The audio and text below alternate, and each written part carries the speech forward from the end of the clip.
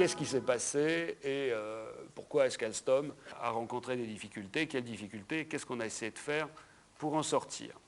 C'est comme quand il y a un accident de la route, si vous voulez, il n'y a jamais une cause unique à un problème dans une entreprise. C'est une combinaison de facteurs et les difficultés résultent d'un problème technique majeur, ce qui montre qu'il faut quand même faire confiance aux ingénieurs pour planter les entreprises parfois, une performance opérationnelle globalement insuffisante, un bilan déséquilibré, et enfin, ces difficultés se sont télescopées avec une forte chute du principal marché, qui est le marché des équipements de production d'électricité. Ça a évidemment fait tomber les commandes, et on s'est retrouvé assez rapidement dans une situation d'assèchement de notre liquidité, avec des problèmes de trésorerie qui résultent de la combinaison perte, arrêt des avances clients quand ils passent des commandes, et puis évidemment durcissement des relations fournisseurs. On a 4 milliards de crédits fournisseurs qui s'est très fortement réduit. Donc je suis arrivé début 2003, il y avait 1 milliard, 1,5 milliard de marge de manœuvre financière. Quelques semaines après, quelques mois après, il n'y avait plus rien et on s'est retrouvé dans une situation où à l'été 2003, on n'avait plus la possibilité de faire face à ces échéances. On a engagé donc dans les premiers mois de l'année 2003 un plan d'action global qui consistait à revoir fondamentalement le management et l'organisation, recentrage du portefeuille sur le thème on n'a pas la possibilité d'assurer un avenir à l'ensemble des activités, donc on va voir si on ne peut pas se recentrer et puis essayer de proposer cet avenir à un nombre plus limité d'activités.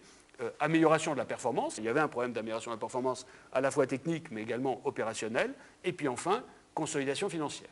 Alors tout ceci devait malheureusement être fait en même temps, avec le sentiment diffus et assez désagréable que si on se plantait sur l'un des thèmes, ce n'était pas la peine de réussir sur les autres.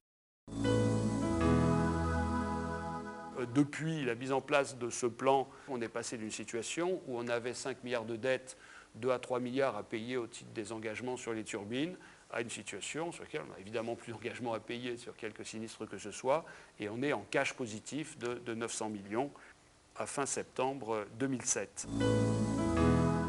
Et la leçon que nous tenons de tout ça, c'est que on nous donnait mort, on nous donnait perdu, et on a essayé d'appliquer ce principe never ever give up, et ça a marché. Lorsqu'un industriel français, quand il est gros, a des problèmes, il demande à l'État de le tirer de là. Et l'État a lourdement casqué, surtout quand il y a du prestige international et des emplois à la clé. Vous n'avez pas beaucoup parlé de l'État. Qu'en est-il de l'attitude de vos deux principaux concurrents et comment se fait-il qu'ils ne soient pas précipités sur l'occasion de racheter à la casse une entreprise? Ils devaient bien savoir qu'il y avait du potentiel. Et la dernière question, quand vous réembauchez actuellement, est-ce que vous donnez la priorité aux anciens ouvriers licenciés? Ma question sera sur la R&D. Est-ce que les pôles de compétitivité servent d'une part? D'autre part, qu'est-ce qu'on peut faire pour améliorer la capacité technique, scientifique en France, en l'occurrence?